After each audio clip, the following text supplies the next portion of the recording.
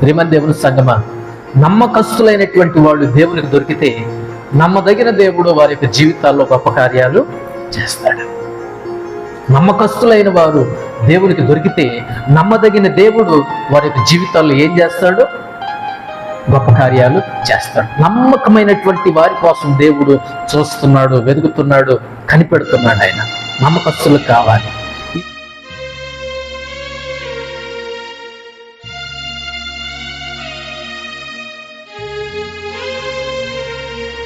రెండవ రాజుల గ్రంథం 4వ అధ్యాయం 8వ వచనం.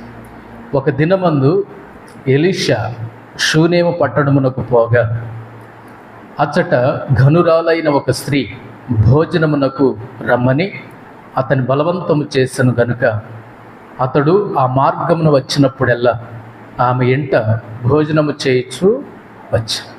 కాగా ఆమె తన పెనిమిటిని చూచి, మన యొద్దకు వచ్చుచూ పోవచ్చున్నవాడు భక్తిగల దైవజనుడని నేను ఎరుగుదును. కావున మనము అతనికి గోడ మీద ఒక చిన్న గది కట్టించి అందులో అతని కొరకు మంచము, బల్ల, పీట, దీపస్తంభము నుంచుదము. అతడు మన యొద్దకు వచ్చినప్పుడెల్లా అందులో బస చేయవచ్చునని చెప్పాను. దైవజనుడైన ఎలీషా గారి యొక్క పరిచర్యలో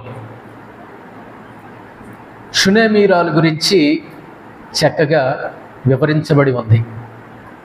తన యొక్క జీవితంలో ఏం జరిగిందో, తన యొక్క జీవితంలో దేవుని ఎడల తన యొక్క వైఖరి ఏంటో, తన యొక్క మనస్సు ఏంటో చక్కగా స్పష్టంగా రాయబడి ఉంది.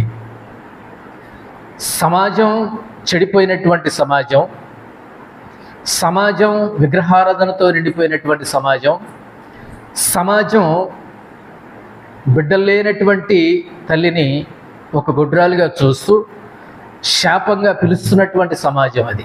అలాంటి ప్రతికూల పరిస్థితుల్లో షూనేమీరాలు దేవుని కోసం నిలబడింది. అలాంటి పరిస్థితుల్లో షూనేమీరాలు దేవుని కోసం నిలబడి దేవుని యొక్క గొప్ప కార్యాలు తన యొక్క జీవితంలో చూసింది. ఈ అధ్యాయం అంతా కూడా 8వ వచనం నుండి 37 వచనాల్లో తన గురించి కనుక ధ్యానం చేసుకుంటే ఒక 6 సంగతులు మనము ఈ రాత్రివేళ కాల సమయంలో మనం నేర్చుకోవచ్చు. షూనేమీరాలు తన యొక్క జీవితంలో ఏ విధంగా దేవుని కోసం నిలబడిందో, తన యొక్క జీవితంలో ఏ విధంగా అయితే దేవుని కోసం స్థిరంగా నిలబడి, ధైర్యంగా నిలబడి ఉందో, తన యొక్క జీవితంలో ఏ విధంగా అయితే నమ్మకంగా దేవుని కోసం నిలబడినప్పుడు దేవుడు ఎలాంటి గొప్ప కార్యములు చేశాడో ఈ అధ్యాయంలో మనం చూడవచ్చు. సమాజము చెడిపోయింది. సమాజంలో విగ్రహారాధన ఎక్కువైపోయి ప్రజలు విగ్రహారాధనలో తనమునకలైపోయారు. పైగా తనకున్నటువంటి గొడ్రాలితనాన్ని బట్టి, పిల్లలు లేకపోవడాన్ని బట్టి ఒక శాపముగా ప్రజలు పరిగణిస్తున్నారు. శాపగ్రస్తమైనటువంటి స్త్రీనిగా ప్రజలు చూస్తున్నారు. అలాంటి సమాజంలో షూనేమీరాలు దేవుని కోసం ఎలా నిలబడింది? నేను ఈ సమయంలో షూనేమీరాలు గురించి ఒక 6 సంగతులు నేను జ్ఞాపకం చేస్తాను. చూడండి, 2వ రాజుల గ్రంథం 4వ అధ్యాయం 8వ వచనం. ఒక దినమందు ఎలీషా షూనేము పట్టణమునకు పోగా అచ్చట ఘనురాలైన ఒక స్త్రీ. ఈ స్త్రీ గురించి 6 సందర్భాలు నేను జ్ఞాపకం చేస్తాను. 6 సందర్భాల్లో మొదటి సందర్భం ఏమిటి అంటే, ఈ స్త్రీని గురించి రాయబడి ఉంది. షూనేము స్త్రీని గురించి రాయబడిన సంగతి ఏంటంటే, ఆస్తి కలిగిన స్త్రీ. ఏమి కలిగిన స్త్రీ? ఆస్తి కలిగిన స్త్రీ, ఆస్తి పరురాలు. దానితో పాటు సమాజంలో పేరుంది, సమాజంలో పేరు ప్రఖ్యాతులు ఉన్నాయి, సమాజంలో ప్రతిష్ట ఉంది, సమాజంలో శారీరకంగా స్థితిని దేవుడు ఏం చేశాడంటే ఆశీర్వదించాడు. సంపన్నురాలు. అందుకే మొదటి మాట అంటున్నాను, ఆస్తి కలిగిన స్త్రీ. ఆస్తి ఉందండి, ఆస్తితో పాటు పేరుందండి, పేరుతో పాటు ప్రఖ్యాతులు ఉన్నాయండి, ప్రఖ్యాతులతో పాటు ప్రతిష్ట ఉందండి. పైగా అలాంటి స్త్రీని దేవుడు ఏం చేశాడంటే ఈ భూమి మీద ఆశీర్వదించాడు. దేవుడు ఎంత నమ్మదగిన వాడో చూశారా? దేవుడు పేదలకు మాత్రమే దేవుడు కాదు, పేదలను మాత్రమే ఆశీర్వదించే దేవుడు కాదు, సామాన్యులను మాత్రమే ఆశీర్వదించే దేవుడు కాదు. తన యందు భయభక్తులు గలవారిని ఎవరినైనా సరే దేవుడు ఏం చేస్తాడు? ఆశీర్వదిస్తాడు. ఆమె స్థితి చూసారా? ఎలాంటి స్థితో? ఉన్నతమైనటువంటి స్త్రీ, ఉన్నతమైనటువంటి స్త్రీ, ఉన్నతమైనటువంటి స్థితి, ఏమి తక్కువ లేదు, ఏమి కొదువ లేదు తన యొక్క జీవితంలో. బైబిలే అంటుంది ఆమె ఆస్తి కలిగిన స్త్రీ, ఘనురాలు, ఘనురాలు, ఆస్తి కలిగినటువంటి స్త్రీ. డబ్బుకు కొదువ లేదు, ఐశ్వర్యానికి కొదువ లేదు, పేరుకి కొదవ లేదు, ప్రతిష్టలకు కొదవ లేదు, ప్రఖ్యాతులకు కొదవ లేదు. సమృద్ధిగా ఉంది. సమృద్ధి కలిగినటువంటి స్థితి, సమృద్ధి కలిగినటువంటి స్త్రీ, ఆస్తి కలిగినటువంటి స్త్రీ. ఇలాంటి స్త్రీ సమాజంలో చెడు ఉన్నా, సమాజంలో విగ్రహారాధన ఉన్నా, సమాజంలో ప్రతికూలతలు ఉన్నా, సమాజం తనను శాపగ్రస్తురాలుగా చూస్తున్నటువంటి సమయంలో కూడా ఈ యొక్క స్త్రీ దేవుని కోసం విశ్వాసిగా నిలబడింది, దేవుని కోసం నిలబడింది, దేవుని కోసం గట్టిగా నిలబడింది, దేవుని కోసం నిలిచింది, విశ్వాసములో నడిచింది, దేవుని యందు విశ్వాసం ఉంచింది. ఆస్తి కలిగిన స్త్రీ. ఈ రోజున మనుషులకు ఆస్తి ఉంటే, ఐశ్వర్యం ఉంటే దేవుని మాట వినేటట్లు ఏమీ కనిపించట్లేదు, దేవుని మాట వినేటట్లు ఏమీ కనబడట్లా. రెండు డబ్బులు ఉంటే, కొద్దిగా ఆస్తి ఉంటే, కొద్దిగా ఐశ్వర్యం ఉంటే, జేబులో డబ్బులు కనిపిస్తే, బీరువాలో కొన్ని డబ్బులు ఉంటే దేవుని మాట వినేటట్లు ఏమీ కనిపించట్లా. కొద్దిగా ఆదాయం ఉంటే, కొద్దిగా ఆరోగ్యం ఉంటే, కొద్దిగా పేరుంటే, కొద్దిగా పలుకుబడి ఉంటే పట్టపగ్గాలు లేకుండా అయిపోతాడు మనిషి. దొరుకుతాడా మనిషి? దొరకడు. మాట వింటాడా? వినడు. కారణం ఏంటంటే పేరుంది, ప్రఖ్యాతులు ఉన్నాయి, ప్రతిష్టలు ఉన్నాయి. ఇంకెందుకు దేవుడు? ఇంకెందుకు దేవుడు? ఎవరికి కావాలి దేవుడు? ఎవరి కోసం దేవుడు? నాకు డబ్బు లేదా, ఆరోగ్యం లేదా, ఆదాయం లేదా, నాకెందుకు దేవుడు అనేటటువంటి రోజుల్లో మనం ఉన్నాం. కానీ ఈ షునేమీరాలు డబ్బుంది, పలుకుబడి ఉంది, పేరుంది, ప్రతిష్టలు ఉన్నాయి, ప్రఖ్యాతులు ఉన్నాయి, ఆస్తి కలిగినటువంటి స్త్రీ, ఏమి కొదువ లేకుండా, ఏమి తక్కువ లేకుండా సమృద్ధిగా జీవిస్తున్నటువంటి స్త్రీ దేవుని కోసం నిలబడింది, దేవుని కోసం నిలబడి ఉంది. తన యొక్క విశ్వాసాన్ని చాటుకుంది, తన విశ్వాసాన్ని రుజువుపరుచుకుంటుంది. తన విశ్వాసాన్ని ఆస్తి అడ్డుకోలేకపోయిందంట. తన విశ్వాసాన్ని, దేవుని మీద ఉండే విశ్వాసాన్ని ఆస్తి అడ్డగించలేకుండా పోయింది, అడ్డుకోలేకుండా పోయింది. షునేమీరాలు ఆస్తి కలిగిన స్త్రీ, సంపన్న స్త్రీ, డబ్బున్న స్త్రీ, పేరున్న స్త్రీ, పలుకుబడి ఉన్న స్త్రీ, ప్రఖ్యాతులు ఉన్న స్త్రీ, ప్రతిష్ట ఉన్న స్త్రీ. అయినా కానీ దేవుని యందు విశ్వాసం ఉంది, దేవుని యందు నమ్మకం కలిగి దేవుని కోసం నిలబడినటువంటి స్త్రీ. అందుకే దేవుని యొక్క సంగమ, డబ్బు విశ్వాసానికి, మన యొక్క విశ్వాస జీవితానికి అడ్డం కాకూడదు, అడ్డం రాకూడదు.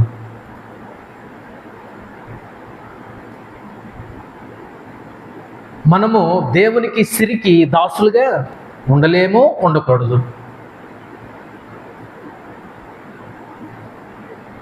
ఈ ఆస్తి, ఐశ్వర్యం, సంపద, మనం సృష్టించుకున్నటువంటి సంపద, మనం సంపాదించుకున్నటువంటి డబ్బు, ఐశ్వర్యం మనతో వచ్చేవి కావు.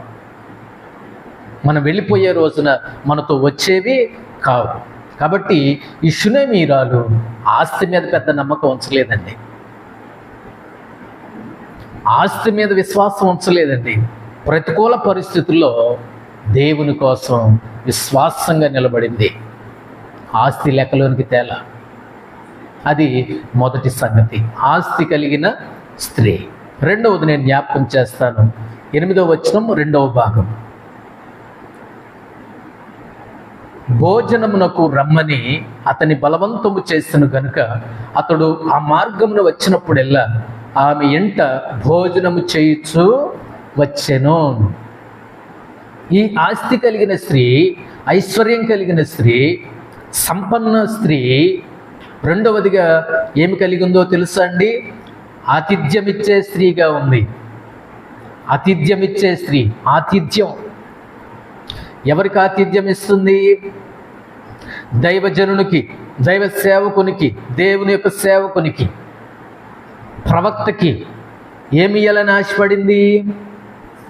ఆతిథ్యం ఇవ్వాలి. ఆతిథ్యం ఇచ్చిన స్త్రీ. అతిథి మర్యాదలు తెలుసు. కొంతమందికి ఎంతున్నా పిల్లికి బిచ్చం కూడా పెట్టరండి వాడు. కొంతమందికి ఎంతున్నా పిల్లికి భిక్షం కూడా పెట్టరు. అసలు పిల్లి దాకేందుకు మనుషులకే పెట్టరు. మనుషులకే సహాయం చేయరు. పిల్లి గురించి ఎవరు అడిగారులే.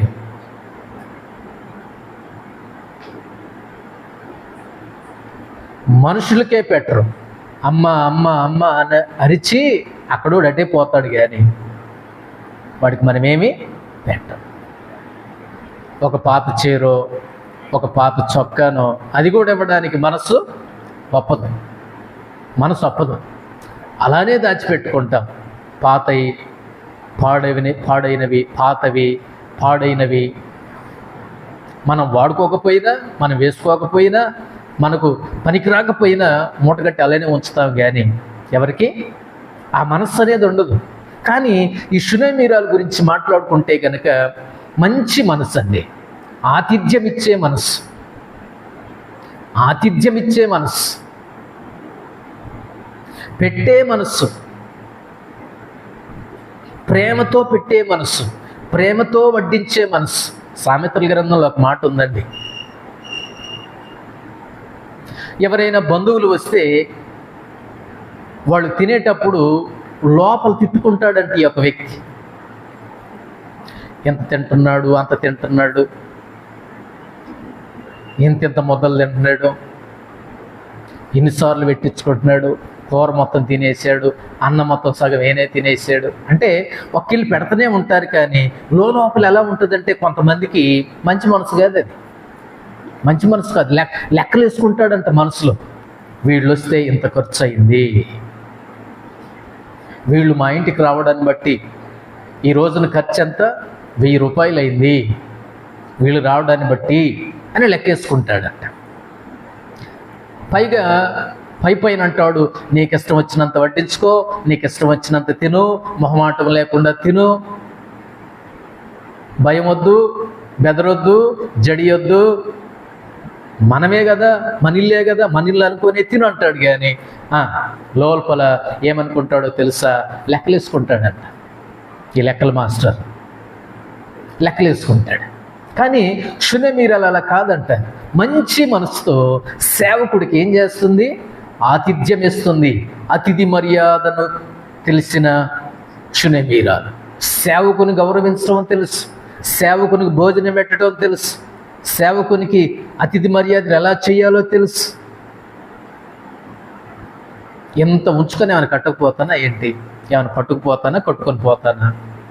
కొంతమంది మనసు ఎలా ఉంటుందంటే, ఉన్నంత వరకు నేను అనుభవిస్తా, పోయేటప్పుడు పట్టుకొని పోతాను అన్నట్టుగానే ఉంటుంది వారి యొక్క జీవితం. ఏమి తీసుకుని వెళ్ళేది ఏమి లేదు, పట్టుకొని పోయేది ఏమీ లేదు.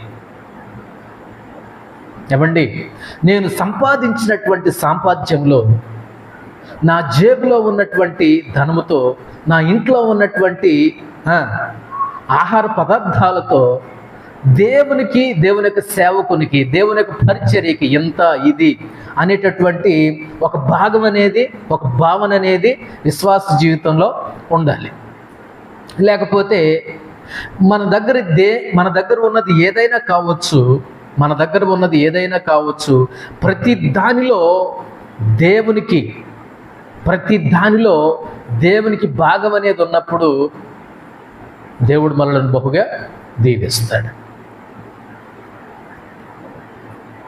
ఆతిథ్యం ఇచ్చే స్త్రీ, ఆతిథ్యం ఇచ్చినటువంటి స్త్రీ. కాబట్టి దేవుని బిడ్డలారా, మన యొక్క గృహాలు ఎలా ఉండాలంటే ఆతిథ్యం చెయ్య మరొకడి. హెబ్రీయులకు రాసిన పత్రికలో ఆ మాట ఉంటుంది. అబ్రహాము గారు కూడా పరిగెత్తి, శారమ్మ గారు కూడా పరిగెత్తి ఏం చేశారు? 3 మనుషులు వస్తే, దేవుడు వస్తే, దేవదూతలు వస్తే ఆదికాండం 18వ అధ్యాయంలో అతిథి మర్యాదలు చేశారు. కానీ లోతు కుటుంబం అతిథి మర్యాదలు చేసేదిగా ఏమీ కనిపించట్లా. మరి మన గృహాలు ఎలా ఉన్నాయో, ఇక్కడ ఈ షునేమీరాల గురించి చూస్తే గనక ఆతిథ్యం ఇచ్చిన స్త్రీ. దేవుని యొక్క సేవకుడు నా ఇంట్లో భోజనం చేయాలా, దైవజనుడు నా ఇంట్లో ఉండాలా, దైవజనుడు నేను వండింది తినాలి, దైవజనుడు నేను పెట్టింది తినాలి, దైవజనుడు నా ఇంట్లో చేయి కడుక్కోవాలి, దైవజనుడు నా ఇంట్లో నేను సంపాదించిన దాంట్లో నుండి, నేను వండిన దాంట్లో నుండి, నా వంటగదిలో నుండి దైవజనునికి ఇది అనేది ఒక భావన, ఒక బాధ్యతతో షునేమీరాలు ఏం చేసిందంటే ఆతిథ్యం ఇచ్చింది. అందుకని నేను రెండో చెప్తున్నాను, ఆతిథ్యం ఇచ్చిన స్త్రీ. కాబట్టి విశ్వాస గృహాలు ఎలా ఉండాలంటే అతిథి గృహంలాగా, ఆతిథ్యం ఇచ్చే గృహములాగా, ప్రేమను పంచే గృహములాగా ఉండాలి. అప్పుడు నీ పిండి పిసుకు నీ తొట్టియు, నీ గంపయు దీవించబడుతుంది. నీ గంపయు, పిండి పిసుకు నీ తొట్టియు దీవించబడుతుంది. మనం సమృద్ధిగా ఉంటాం, మనం సంతోషంగా ఉంటాం, మనం సమృద్ధిగా బ్రతుకుతాం. దేవునికి ఇచ్చేది దేవునికి ఇస్తే మనకిచ్చేదాన్ని దేవుడు మనకిస్తాడు. ఎంత గొప్ప అద్భుతమైనటువంటి దేవుడు! ఆకాశవాక్యులు విప్పి పట్టజాలనంత దీవెనలు మన మీద దేవుడు కుమ్మరిస్తాడు. అది రెండవ మాట. మూడో మాట నేను జ్ఞాపకం చేస్తాను. 9-10 వచనాలు. షునేమీరాల జీవితంలో మూడో మాట నేను జ్ఞాపకం చేస్తున్నాను. చూడండి, 9-10 వచనాలు. కాగా ఆమె తన పెనిమిటిని చూచి మన యొద్దకు వచ్చుచూ పోవచ్చున్నవాడు భక్తి గల దైవజనుడని నేను ఎరుగుదును. కావున మనము అతనికి గోడ మీద ఒక చిన్న గది కట్టించి అందులో అతని కొరకు మంచము, బల్ల, పీట, దీపస్తంభము నుంచుదము. అతడు మన యొద్దకు వచ్చినప్పుడల్లా అందులో బస చేయవచ్చునని చెప్పాను. మూడవ మాట, షునేమీరాల గురించి మూడవ మాట నేను జ్ఞాపకం చేస్తున్నాను. ఆలోచన కలిగిన స్త్రీ. మొట్టమొదటిది ఏమన్నాము? ఆస్తి కలిగిన స్త్రీ. రెండవది ఆతిథ్యం ఇచ్చిన స్త్రీ. మూడవది ఆలోచన కలిగిన స్త్రీ. ఎంత మంచి ఆలోచన అంటే, కొంతమందికి ఆవేశాలే కానీ ఆలోచనలు ఉండవు, ఆవేశాలే కానీ ఆలోచనలు ఉండవు. ఈ స్త్రీ విషయాన్ని గురించి మాట్లాడితే కనుక ఆలోచన కలిగినటువంటి స్త్రీ ఏం చేస్తే బాగుంటుంది, నేనేం చేయగలను, ఏం చేస్తే బాగుంటుంది, నేనేం చేయగలను, నా వంతు సాధ్యమైనంత వరకు నా శక్తి కొలది నేనేం చేస్తే బాగుంటుంది, నేనేం చేయగలను, ఏదో ఒకటి చేయాలనేటటువంటి తపనడ్డి, ఏదో ఒకటి చేయాలి.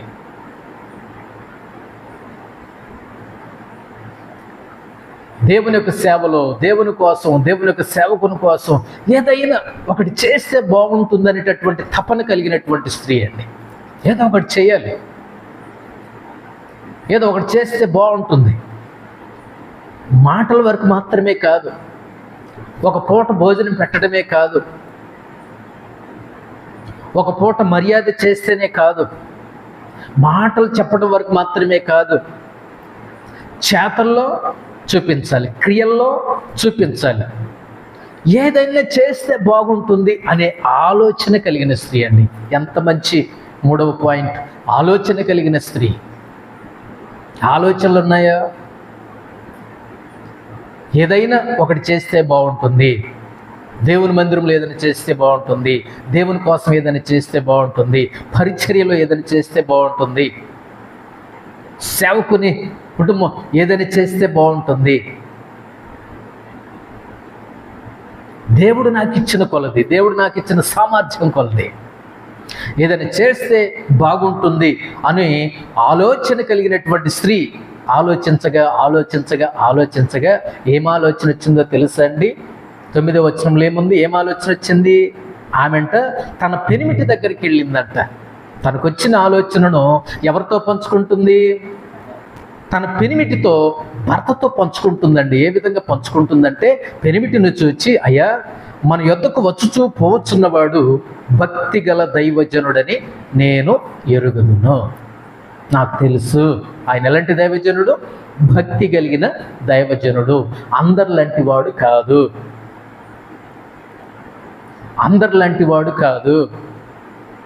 ఆయన కూర్చునే విధానం, ఆయన మాట్లాడే విధానం, ఆయన ఉండే స్థితి, ఆయన పలకరించే విధానం, వీటన్నిటిని చూసినప్పుడు మన దగ్గరకు వస్తూ పోతున్నటువంటి దైవజనుడు ఎలాంటి వాడంటే భక్తి గల దైవజనుడని నేను ఎరుగుదు. అయ్యా, మరి నాకు ఏదైనా ఒకటి చెయ్యాలని ఉందయ్యా, ఏమండి, నాకేదైనా చెయ్యాలని ఉంది, ఏదైనా ఒక మంచి పని చేయాలని ఉంది, నాకు ఈ ఆలోచన వచ్చిందయ్యా అని తన ఆలోచనను తన పెనిమిటి దగ్గరికి చెప్పినప్పుడు ఆయన ఇంకో మాట మాట్లాడలేదు. ఆయన పెనిమిటి, అమ్మా, నీ ఇష్టం, భక్తి గల దైవజనుడు అంటున్నావు కదా, నీ గురించి నాకు తెలుసు, నువ్వు మంచి విశ్వాసివి, నా మంచి భార్యవి, విశ్వాసం కలిగినటువంటి స్త్రీవి, నువ్వు అడిగితే నేను కాదంటానా? ఆయన భక్తి గల దైవజనుడు, నీవేమో మంచి విశ్వాసివి, ఇంకా మధ్యలో నేనేం చెప్పగలను చెప్పు, నీ ఇష్టం, అట్లనే కాని అన్నాడు భర్త పెనిమిటి. అప్పుడు దేవునికి స్తోత్రం చెప్పి 10వ వచనంలో ఏం చేస్తుంది? కాబట్టి మనము అతనికి గోడ మీద ఒక చిన్న గది కట్టిద్దాం. గోడ మీద ఒక చిన్న గది కట్టించి అందులో అతని కొరకు మంచము, బల్ల, పీట, దీపస్తంభము ఉంచుదము. ఒక గది కట్టిద్దాం. మరి డబ్బులు కావాలి కదా, డబ్బుల గురించి ఆలోచించే పనిలా ఆలోచన వచ్చింది. అది మంచి ఆలోచన, మంచి తలంపు వచ్చింది. వాళ్ళ ఆయన అని ఉంటాడు, అమ్మా, నువ్వు డబ్బుల గురించి ఆలోచించక, నువ్వు డబ్బుల గురించి లెక్క పెట్టుకోక, భక్తి గల దైవజనుని కోసం, దేవుని యొక్క సేవకుడి కోసం మనం ఆలోచించే పనిలే. చూశారా? 3వదిగా ఆలోచన కలిగిన స్త్రీ తన పెనిమిటి దగ్గర పంచుకున్నప్పుడు పెనిమిటి కూడా రెండో మాట చెప్పకుండా తన భార్య యొక్క మనసుకు ఏం చేశాడంటే సహకరించాడు, కానీ చెడగొట్ల. ఆడేవాడు ఎట్లాంటి వాడు మన్నింటి దగ్గర ఎందుకే, ఎట్లాంటి దైవజనుడు అంటూ ఎంతోమంది బయలుదేరారు ఈ రోజున అని చెప్పలే, పాడు చేయలే. నమ్మకం అండి, నమ్మకం. తన భార్య విషయంలో తనకు నమ్మకం, దైవజనుడి విషయంలో ఒక నమ్మకం. ఒక గది కట్టిద్దాం, మన గోడ మీద ఒక చిన్న గది కట్టిద్దాం, ప్రత్యేకంగా ఉంచుదాం. ప్రార్థన చేసుకుంటాడో, బైబిల్ చదువుకుంటాడో, విశ్రాంతి తీసుకుంటాడో, ప్రత్యేకంగా చూసుకుందామయ్యా. వాక్యం చెప్తున్న దైవజనుడయ్యా, ప్రత్యేకంగా చూసుకుందాం.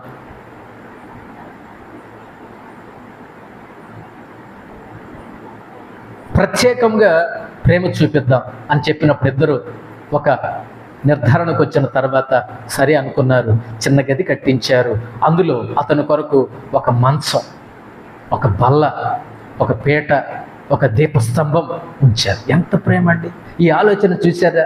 చాలామందికి ఈ రోజున క్రైస్తవ జీవితాల్లో ఆలోచనలు లేవు, ఆవేశాలే, అంటాలే కానీ మంచి ఆలోచన కరువవుతున్నటువంటి, పొదువవుతున్నటువంటి రోజులు. చాలామంది ఆరాధించి వెళ్ళిపోతారు, పాటలు పాడి వెళ్ళిపోతారు, కూర్చొని వెళ్ళిపోతారు. మందిరం గురించి ఆలోచించరు, పని గురించి ఆలోచించరు, పరిచర్య గురించి ఆలోచించరు. అది కాదు సంఘం అంటే. ఆరాధన మాత్రమే కాకుండా, ప్రార్థన మాత్రమే కాకుండా, స్తుతులు మాత్రమే కాకుండా ఆలోచించగలిగినటువంటి శునేమిరాల్లాగా మనం ఉండాలి. ఆలోచిస్తే కదా ఏదైనా గుర్తు రావడానికి. ఆలోచించకపోతే ఎందుకు గుర్తు వస్తాయి? ఏది అవసరమో, ఏది అత్యవసరమో, ఏది కావాలో ఆలోచిస్తేనేగా ఆలోచనలోకి వచ్చేది. ఆలోచన లేదనుకోండి, ఆలోచనలోకి ఏమీ రావు. కాబట్టి ఈ షునేమీరాల గురించి 3వ మాట, ఆలోచన కలిగిన స్త్రీ ఏదైనా ఒక మంచిది చేయాలి, శ్రేష్టమైనది చేయాలి. వంతులు లేవు, వంతులు పెట్టుకోవటాలు లేవు, నేను అనుకున్నది నేను చేస్తా, ఇక అంతే. దేవుని కోసం ఆలోచన కలిగిన స్త్రీ. 4వ మాట నేను జ్ఞాపకం చేస్తాను. చూడండి 14వ వచనం. 14. ఎలీషా ఆమె నేనేమి చేయకోరుచున్నదని వారిని అడుగుగా గెహాజీ ఆమె కుమారుడు లేడు మరియు ఆమె పెనిమిటి ముసలివాడని అతనితో చెప్పెను. 4వ సంగతి ఏంటంటే షునేమీరాల జీవితంలో దేవుని సంగమా ఆశీర్వదించబడిన స్త్రీ. 4వది ఏంటి? ఆశీర్వదించబడిన స్త్రీ. మొట్టమొదటిది ఆస్తి కలిగిన స్త్రీ, 2వది ఆతిథ్యం ఇచ్చిన స్త్రీ, 3వది ఆలోచన కలిగిన స్త్రీ, 4వది ఆశీర్వదించబడిన స్త్రీ. ఏ విధంగా ఆశీర్వదించబడిన? మొదటి పాయింట్లో శరీరపరంగా ఆస్తి ఉంది, భూ సంబంధంగా ఆస్తి ఉంది, శరీర సంబంధంగా ఆస్తి ఉంది, ఐశ్వర్యం ఉంది, పేరు ప్రఖ్యాతులు ఉన్నాయి, ప్రతిష్ట ఉంది. కానీ ఇక్కడ ఏ విధంగా ఆశీర్వదించాడంటే గెహాజీ అన్నాడు, అయ్యా మరి ఆ షునేమీరాలకు బిడ్డలు లేరయ్యా అని చెప్పాడు. అంతకుముందు ఎలీషా ఏమంటాడంటే మనకింత మేలు చేస్తుంది అబ్బాయి గెహాజీ, ఈ స్త్రీ మనకింత మేలు చేస్తుంది, ఇంత ఖర్చు పెడుతుంది, ఇంత ప్రేమ చూపిస్తుంది. దైవజనుడు అంటే ఎంతో మర్యాద, ఎంతో ప్రేమ, ఎంతో ఆప్యాయతను చూపిస్తుంది, మనకింత చేస్తుంది కదా, మనము కూడా ఏదైనా ఒకటి చేస్తే బాగుంటుంది కదా. ఏం చేయాలి చూసారా? 3వ పాయింట్లో ఈ ఆలోచన కలిగిన స్త్రీ ఎలీషాని గురించి ఆలోచించి, దైవజనుడి గురించి ఆలోచించి ఏదని చేద్దామని నిర్ధారణకు వచ్చింది. ఇప్పుడు ఎలీషా కూడా తిరిగి తన గురించి ఏం చేస్తున్నాడు? ఆలోచిస్తున్నాడు. దైవజనుడు తిని ఊరికినే వెళ్ళిపోయేవాడు కాదండి దైవజనుడు. నువ్వు ఎవరికి పెట్టినా, బయట ఒడికి పెట్టి లోకంలో ఎంతమంది పెట్టినా సరే తిని వెళ్ళిపోతారు. కానీ ఒక విశ్వాసి, ఒక దైవ సేవకుడు, ఒక దేవుని బిడ్డ నీ గురించి ప్రార్థించి నీ కుటుంబాన్ని దీవించి వెళ్తాడు. ఈ ఎలీషా ఏమన్నాడంటే మరి మనం కూడా ఏదైనా చేస్తే బాగుంటుంది, కనుక్కో అని అన్నాడు గెహాజీని. గెహాజీ ఏమన్నాడంటే అయ్యా వాళ్ళకి ఆస్తి ఉంది, ఐశ్వర్యం ఉంది, పేరుంది, పలుకుబడి ఉంది, ప్రతిష్ట ఉంది, కానీ పిల్లలు లేరయ్యా, పిల్లలు ఉన్నట్లు నాకు కనపడలేదయ్యా అని అన్నప్పుడు అప్పుడు ఎలీషా అంటాడు, ఏమంటాడంటే 15వ వచనంలో, అందుకతడు ఆమెను పిలువమనగా వాడు ఆమెను పిలిచెను. ఆమె వచ్చి ద్వారమందు నిలువగా ఎలీషా మరుసటి ఏడ ఈ ఋతువున నీ కవిగిట కుమారుడుండునని ఆమెతో చెప్పెను. 17వ వచనం, పిమ్మట ఆ స్త్రీ గర్భవతి అయి మరుసటి ఏట ఎలీషా తనతో చెప్పిన కాలమున కుమారుని కనెను. అందుకే నేను అన్నాను, ఆశీర్వదించబడిన స్త్రీ గర్భఫలము యెహోవా ఇచ్చు బహుమానం. దేవుడు బహుమతిగా గర్భఫలాన్ని ఇచ్చాడు, గర్భఫలముని ఇచ్చాడు. ఆశీర్వదించబడినటువంటి స్త్రీగా సమాజంలో మొదట్లో ఒక మాట అన్నాను, ఆ గొడ్రాలు అనేటటువంటి పేరును దేవుడు ఏం చేశాడు? తీసివేశాడండి. ఆ నిందను తీసివేశాడండి, ఆ దుఃఖాన్ని తీసివేశాడండి. ఆ గొడ్రాలు అనేటటువంటి ముద్రను దేవుడు తీసివేసి ఎలా ఆశీర్వదించాడో తెలుసా? ఒక బిడ్డనిచ్చి ఆశీర్వదించాడు. దేవుడు ఎంత నమ్మదగిన వాడండి. ప్రియమైన దేవుని సంగమా, నమ్మకస్తులైనటువంటి వాళ్ళు దేవునికి దొరికితే నమ్మదగిన దేవుడు వారి యొక్క జీవితాల్లో గొప్ప కార్యాలు చేస్తాడు. నమ్మకస్తులైన వారు దేవునికి దొరికితే నమ్మదగిన దేవుడు వారి యొక్క జీవితాల్లో ఏం చేస్తాడు? గొప్ప కార్యాలు చేస్తాడు. నమ్మకమైనటువంటి వారి కోసం దేవుడు చూస్తున్నాడు, వెతుకుతున్నాడు, కనిపెడుతున్నాడు. ఆయన నమ్మకస్తులు కావాలి. ఈ స్త్రీ దేవుని గురించి, దేవుని యొక్క సేవకుని గురించి మొదటి నుంచి నిలబడినటువంటి స్త్రీ. ఆ స్త్రీ గురించి దేవుడు ఆలోచించి దేవుడు ఏం చేశాడంటే బిడ్డనిచ్చి ఆశీర్వదించాడు. ఎంత గొప్ప ధన్యత, ఎంత గొప్ప భాగ్యం.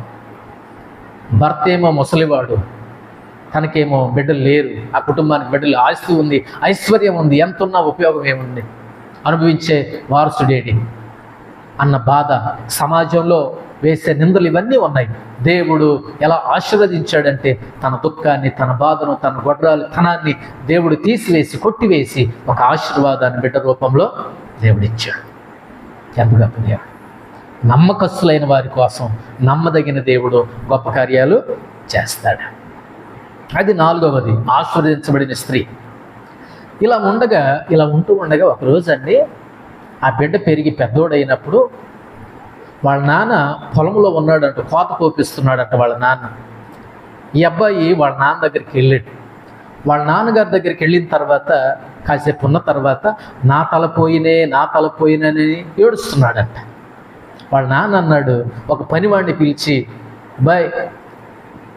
బాబుని వాళ్ళ అమ్మ దగ్గర దిగబెట్టిరాపో, తీసుకుని ఇచ్చిరాపో అని పంపించాడండి.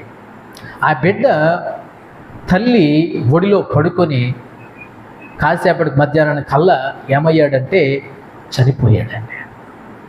బిడ్డ చనిపోయాడు.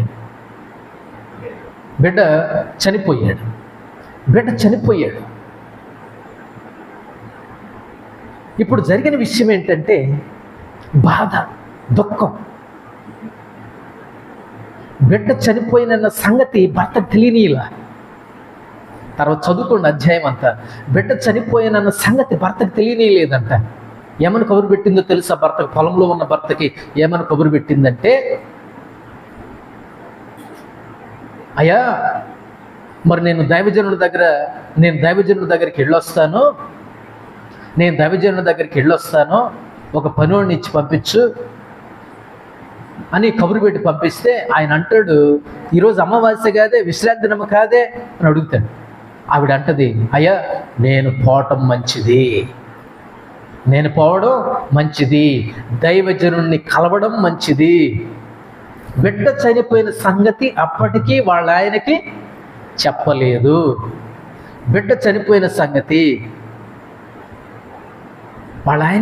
అందుకని నేను రాసుకున్న 5వ పాయింట్ ఏంటంటే ఆశ కలిగిన స్త్రీ. ఏంటమ్మా? ఆశ కలిగిన స్త్రీ. బిడ్డ చనిపోయాడు అన్న సంగతి భర్తకు తెలియనిలా, భర్తకు చెప్పలా. తన ఆశలన్నీ ముక్క చెక్కలైపోయినాయి, తన ఆశలన్నీ ముక్కలైపోతున్నాయి, తన ఆశలన్నీ నీళ్ళైపోతున్నాయి, తన ఆశలన్నీ ఆవిరైపోతున్నాయి. దేవుడు భలే మేలు చేశాడు, భలే ఆశీర్వాదం ఇచ్చాడని గంతేసేలోగా, ఆనందించేలోగా బిడ్డ ఏమైపోయాడు? చనిపోయాడు. ఎందుకు నేను ఆశ కలిగిన స్త్రీ అంటున్నానంటే, భర్తకు తెలియనీయకుండా, చనిపోయిన సంగతి భర్తకు తెలియనీయకుండా ఒక పనివాడిని పంపించమని దిక్కి ఎక్కడికి వెళ్ళిందో తెలుసండి? కర్మేల్ పర్వతం మీదకు పోతుందండి. ముందు నేను దైవజనుని కలవాలి, నేను పోవటం మంచిదయ్యా అని అంటే ఆయన అప్పటికి ఏమనలేదు, భర్త ఏమీ అనలా. సరే మంచిదే, అలానే వెళ్ళిరా, ప్రార్థన చేయించుకొని వస్తుందేమో, కలిసి వస్తుందేమో, సరే వెళ్ళిరా అని పంపించాడు. నేను అందుకనే 5వది ఏమంటున్నానంటే ఆశ కలిగిన స్త్రీ. అక్కడ ఇంకో మాట కూడా రాసుకోవచ్చు, విశ్వాసం కలిగిన స్త్రీ. ఈ విషయం బజార్ వాళ్ళకి కానీ, ఇంటి పక్కల వాళ్ళకి కానీ, తన బంధువులకు కానీ, స్నేహితులకు కానీ, కనీసం భర్తకు కానీ తెలియనియట్లేదు. ఎవరికి తెలియాలి ఈ విషయం? మొట్టమొదటిగా దైవజనునికి తెలియాలి. ఆనాడు నా పరిస్థితిని చూసి, ఆనాడు నా గొడ్రాలితనాన్ని చూసి, ఆనాడు నా స్థితిని చూసి ఈ బిడ్డనిచ్చాడు దేవుడు. ఈ స్థితిని చూసి ఆయన ప్రార్థించగా, ఆయన చెప్పిన విధంగా దేవుడు ఈ బిడ్డను నాకు ఇచ్చాడు. ఈ ఆశీర్వాదానికి కారణం ఎవరంటే ఆ దైవజనుడే. కాబట్టి ఈ విషయాన్ని నేను మొట్టమొదటిగా దైవజనునికి నేను తెలియపరచాలి. ఏమండి, తన భర్తకు తెలియనియట్లా, చుట్టుపక్కల వాళ్ళకి తెలియనియట్లా. అనేవాళ్ళు ఎంతమందో, రాళ్ళు ఇసిరేవాళ్ళు ఎంతమందో, మాటలతో చూటిపోటు మాటలతో గుచ్చేవాళ్ళు ఎంతమందో. ఎక్కడికి తీసుకొని వెళ్ళిందంటే దైవజనుని గదిలోనికి తీసుకొని వెళ్ళి, దైవజనుని మంచం మీద పెట్టి తలుపేసుకొని బయటకు వచ్చింది. ఈ విశ్వాసం చూశారా? ఎంత విశ్వాసం, ఎంత అద్భుతం అండి. తను సేవకుని కోసం గది కట్టించింది కదా, మంచం ఒకటి చేపించింది కదా, ఆ మంచం మీద పడుకోబెట్టి ఆ బిడ్డని తలుపేసుకొని దైవ సేవకుని దగ్గరికి, దైవజనుడి దగ్గరకు ప్రయాణమైంది. విశ్వాసం అండి, నమ్మకం అండి, ఒక ఆశ. తన ఆశను వదులుకోవట్లా, తన ఆశను విడిచిపెట్టుకోవట్లా, తన ఆశను దేవుల్లో ఇక నాకిక ఆశలు లేవనుకొనగా నా ఆశ నీ వైపువే. దేవుని మీద తన ఆశ నిలుపుకుంది, దేవుని మీద తన ఆశను నిలుపుకొని విశ్వాసం ఉంచి ఆశ నిలుపుకొని బయలుదేరిందండి. అందుకే నేను అన్నాను, ఆశ కలిగిన స్త్రీ. 22 వచనంలో ఏముంది? ఒక పనివానిని, ఒక గాడిదను నా యొద్దకు పంపుము, నేను దైవజనుని యొద్దకు పోయి వచ్చేదనని తన పెనిమిటితో ఆమె అనగా. దైవజనుడి దగ్గర పోవటం మంచిది. 23వ వచనంలో అతడు, నేడు అమావాస్య కాదే, విశ్రాంతి దినము కాదే, అతని యొద్దకు ఎందుకు పోవద్దు అని అడగగా ఆమె, నేను పోవటం మంచిదే, నాకు మంచి జరుగుద్ది, మేలే జరుగుద్ది. దేవుడు నా ఆశను తీరుస్తాడు, నెరవేరుస్తాడు. నా ఆశ భంగము కాదు, కానేరదు. దేవుడు నా విషయంలో మంచే చేస్తాడు, మేలే చేస్తాడు. ఇలా చేసేవాడైతే అప్పుడే ఆ బిడ్డ నాకెందుకు ఇస్తాడన్న నమ్మకం, ఆశ తన యొక్క విశ్వాసంలో ఇమిడిపోయి ఉందండి, మిళితమై ఉందండి. అందుకే బయలుదేరింది. తర్వాత వచనంలో తను అలా వస్తూ ఉంటే దైవజనుడు చూశాడంట. తను ఆ గాడిద మీదకి వస్తూ ఉంటే దైవజనుడు చూశాడు. పనుడైన గెహాజీని పిలిచి, నీవు ఆమెను ఎదుర్కొనుటకై, 26వ వచనము, నీవు ఆమెను ఎదుర్కొనుటకై పరుగున పోయి నీవును నీ పెనిమిటియు నీ బిడ్డయు సుఖముగా ఉన్నారా అని అడగమని తన పనివాడైన గెహాజీతో చెప్పి పంపాను. అందుకనే సుఖముగా ఉన్నామని చెప్పాను. ప్రశ్న అర్థమైందా? దైవ సేవకుడు పనివాడిని గెహాజీని ఎట్లా పంపించాడు? అయ్యా, ఆమెను ఎదుర్కొనుటకు పరుగును పోయి నువ్వు ఇట్లా అడుగు, నీవు నీ పెనిమిటి నీ బిడ్డ సుఖముగా ఉన్నారా అని అడగమని పంపించినప్పుడు మనమైతే నోట్లో ఉండగానే మన కన్నీళ్ళు వలవలవలవలు కాలిపోతాయి, బోర్మని ఏడుస్తాం. అవునా కదా? నోట్లో మాట నోట్లోనే ఉంటుంది, అది బయటికి రాలేదు. కుదేలైపోయి కుప్పగూలిపోయి వామ్మో వయ్యో ఇంకేమన్నా ఏడుస్తాం. తనే అని చెప్పిందో చూడండి, తన జవాబు ఏంటి? అందుకామె సుఖముగా ఉన్నాము, చక్కగా ఉన్నాము, సమస్యలేమీ లేవు, సుఖముగా ఉన్నాము అని సమాధానం చెప్పింది. దీని అర్థం ఏంటంటే దేవుని బిడ్డలారా, ఈ సంగతి భర్తకి చెప్పట్లేదు, ఈ గెహాజీకి, ఈ భక్తుడికి కూడా చెప్పట్లేదు. ఎవరికి చెప్పాలని ఇప్పుడు ఆశ? దైవజనుడికి ముందు చెప్పాలా? భర్తకి చెప్పలేదు, ఈ భక్తుడైనటువంటి గెహాజీకి చెప్పలేదు. సుఖంగానే ఉన్న అప్పటికి తన యొక్క విశ్వాసాన్ని, తన యొక్క ఆశను వదులుకోవట్లేదండి. సుఖంగా ఉన్నామని చెప్పాను. పిమ్మట ఆమె కొండ మీదనున్న దైవజనుని యొద్దకు వచ్చి అతని కాళ్ళు పట్టుకొనెను. ఆశ కలిగిన స్త్రీ, విశ్వాసం కలిగినటువంటి స్త్రీ. ఎవరికన్నా చెప్తే ఈమె విశ్వాసాన్ని చిల్లు పొడుస్తారు. భర్త ఎలా రియాక్ట్ అవుతాడో, చుట్టుపక్కల వాళ్ళు ఎలా రియాక్ట్ అవుతారో, బంధువులు ఎట్లా రియాక్ట్ అవుతారో, స్నేహితులు ఎట్లా రియాక్ట్ అవుతారో, ఈ పనోడు ఎట్లా రియాక్ట్ అవుతాడో ఎవరికీ తెలియనీయకుండా తన యొక్క సమస్య ఏదో, తన యొక్క బాధ ఏంటో, తన దుఃఖం ఏంటో ఎవరితో పంచుకుంటుంది? ఎలీషాతో పంచుకుంటుంది. ఎలీషాతో పంచుకుంది. దేవుని బిడ్డలారా, మన యొక్క జీవితంలో నేర్చుకోవాల్సిన విషయం ఏంటంటే, మన సమస్య, మన బాధ, మన కన్నీరు దేవునితో పంచుకుంటే, దేవుని దగ్గర పంచుకుంటే, దేవుని యొక్క సన్నిధిలో పంచుకుంటే మనకు సమాధానం అనేది దొరుకుతుంది, మనకు జవాబు అనేది దొరుకుతుంది. అందుకే నేను 5వది అన్నాను, ఆశ కలిగిన స్త్రీ లేకపోతే విశ్వాసం కలిగిన స్త్రీ. చివరి మాట నేను చెప్తాను చూడండి, చివరి మాట 36, 37 వచనాల్లో.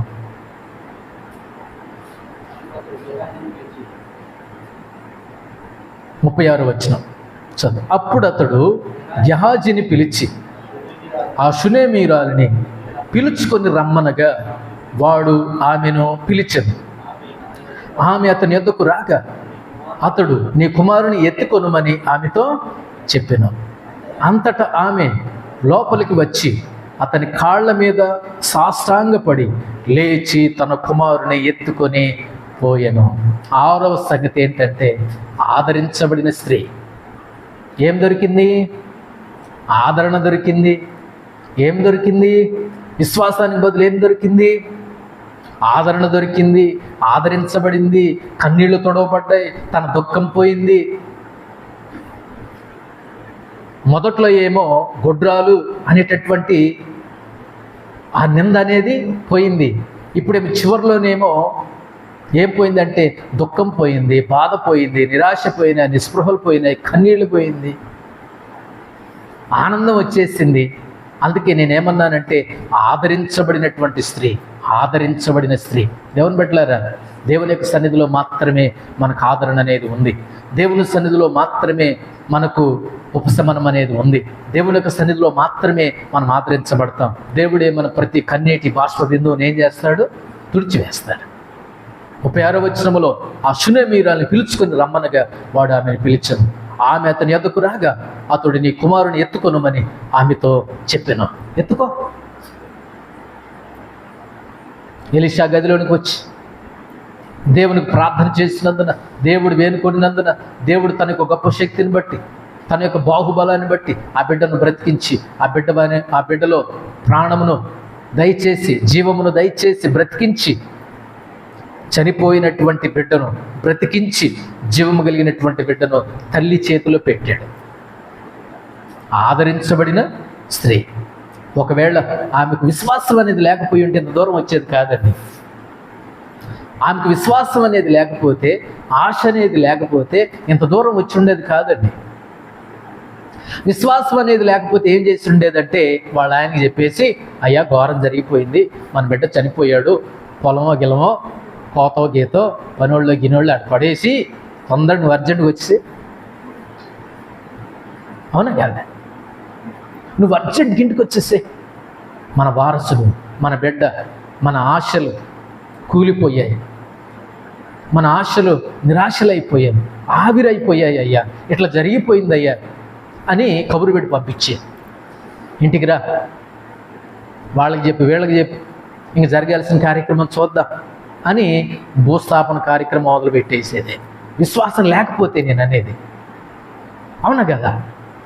విశ్వాసం లేకపోతే, ఆశ లేకపోతే తన కుమారుణ్ణి భూస్థాపితం చేసేది, సమాధి కార్యక్రమం చేసేది, బోరున విలిపించేది. కానీ అలా చేయలా. విశ్వాసముతో, ఆశతో దేవుని సేవకుని దగ్గరికి వచ్చింది. తన యొక్క సమస్యను చెప్పుకుంది, తన బాధను చెప్పుకుంది. తనకు విశ్వాసం ఉంది కాబట్టి పోగొట్టుకున్న దాన్ని పొందుకుంది. పోగొట్టుకున్న బిడ్డను మరలా సజీవంగా పొందుకుంది. దేవుని బిడ్డలారా, నమ్మదగిన వాళ్ళ జీవితాల్లో, నమ్మదగిన వారి జీవితాల్లో, నమ్మకస్తులైనటువంటి వారి జీవితాల్లో, దేవుని కోసం నిలబడిన వారి యొక్క జీవితాల్లో దేవుడు గొప్ప కార్యములు చేయటానికి నమ్మదగిన దేవుడు సిద్ధంగా ఉన్నాడు. నిలబడితే చాలు, విశ్వాసం ఉంచితే చాలు. దేవుని కోసం కష్టమైన, ఇరుకైన, ఇబ్బంది అయినా కదలకుండా, మెదలకుండా, తొణకకుండా, బెణకకుండా దేవుని కోసం నిలబడినప్పుడు షూనేమీయురాలు జీవితంలో చేసినటువంటి గొప్ప కార్యం, అదే కార్యం కాకపోవచ్చు, అట్లాంటి కార్యమే కాకపోవచ్చు, ఇంకా అద్భుతమైనటువంటి కార్యాలు మన యొక్క జీవితంలో దేవుడు చేస్తాడు. తన జీవితంలో ఆ కార్యం మన యొక్క జీవితంలో వేరు కార్యాలు అయి ఉండొచ్చు. కాబట్టి ఈ స్త్రీ సమాజం చెడిపోయినా, సమాజం విగ్రహారాధన పాలైనా, సమాజంలో గొడ్రాలు అనేటటువంటి మచ్చ తన మీద ఉన్న దేవుని కోసం నిలబడింది, దేవుని కోసం స్థిరంగా ఉంది, దేవుని సన్నిధిలో బలంగా ఉంది, దేవుని యొక్క గొప్ప కార్యాలు చూసింది, తన కళ్ళారా చూసింది, తన కుటుంబం చూసింది, దేవుని స్తుతించింది. కాబట్టి మన యొక్క జీవితాల్లో దేవుని కోసం నమ్మదగిన వాళ్ళంగా మనం ఉంటే, నమ్మదగిన దేవుడు మన యొక్క జీవితంలో గొప్ప కార్యాలు చేస్తాడు. ఏమన్నాం? షూనేమీయురాలు జీవితంలో 6 విషయాలు నేర్చుకున్నాం. మొట్టమొదటిది ఆస్తి కలిగిన స్త్రీ, రెండవది ఆతిథ్యం ఇచ్చిన స్త్రీ, మూడవది ఆలోచన కలిగిన స్త్రీ, నాలుగవది ఆశీర్వదించబడిన స్త్రీ. 5వది ఆశ కలిగిన స్త్రీ, లేకపోతే విశ్వాసం కలిగిన స్త్రీ. 6వది ఆదరించబడిన స్త్రీ. దేవుని సన్నిధిలో మనం ఆదరించబడతాం. దేవుని సన్నిధిలోనే మనకు ఆదరణ ఉంది, ప్రోత్సాహం ఉంది, కన్నీళ్లు తొడవబడతాయి, మనకు నెమ్మది దొరుకుతుంది, సమాధానం దొరుకుతుంది, సంతోషం దొరుకుతుంది. ఆ బిడ్డను ఎత్తుకొని పోయిందా తల్లి సంతోషంతో.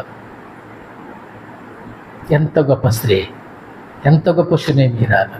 కాబట్టి మనకి విశ్వాసం ఎలాంటిది, మనం ఎలాంటి వారము, నమ్మదగిన వాళ్ళంగా ఉన్నామా, దేవుని కోసం నిలబడే మనసు ఉందా, దేవుని కోసం స్థిరమైనటువంటి హృదయం ఉందా, దేవుని నమ్మే వాళ్ళమే అయితే దేవుడు మనకి జీవితంలో గొప్ప కార్యాలు చేసే నమ్మదగిన దేవుడిగా మనకి జీవితాల్లో ఉంటాడు. అట్టి కృప దేవుడు మనకు దయచేసి దీవించి నడిపించునుగాక. ప్రార్థన చేసుకుందాం.